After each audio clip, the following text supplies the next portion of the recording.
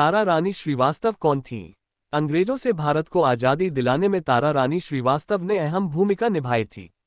हालांकि भारतीय इतिहास में उनका नाम अधिक लोगों को नहीं पता होगा। तारा रानी श्रीवास्तव का जन्म बिहार के सारण जिले में हुआ था। कम उम्र में ही तारा रानी का विवाह फुलेंदु बाबू नाम के शख्स से हो गया था। छोटी सी उम्र में ही तारा रानी स्वतंत्रता संग्राम से जुड़ गई थीं। उनके पति फुलेंदु बाबू स्वतंत्रता सेनानी थे और गांधी जी के अनुयायी थे।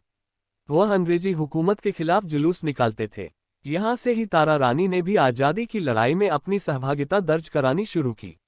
उस दौर में शादीशुदा महिलाओं पर बहुत पाबंदियां होती थीं, लेकिन तारा रानी ने घर की चारदीवारी से निकलकर न केवल स्वतंत्रता आंदोलन में भाग लिया, बल्कि अन्य महिलाओं को भी इस संग्राम से जुड़ने के लिए प्रोत्साहित किया।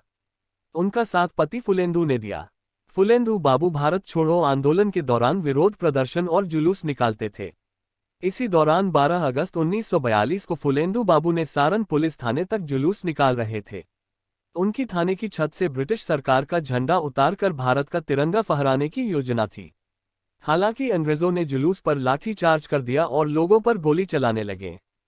तारा रानी के सामने फुलेंदु बाबू को अंग्रेजों ने गोली मार दी।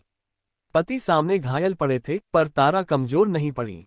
तारा के हाथ में तिरंगा था, पर उन्होंने पति को इस अवस्था में देखकर भी तिरंगा नहीं छोड़ा। साड़ी का एक टुकड़ा फाड़कर फुलेंदु बाबू को पट्टी बांध दी। उन्हें एक सुरक्षित स्थान पर छोड़ा और प्रदर्शन जारी रखा। उन्होंने थाने पर पहुंचकर तिरंगा फहराया।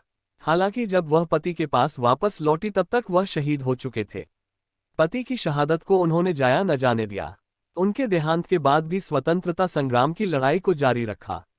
आज़ादी किल्लों को जलाए रखा और अंत में तारा रानी व फुलेंदु बाबू समेत तमाम स्वतंत्रता संग्राम सेनानियों का संघर्ष रंग लाया।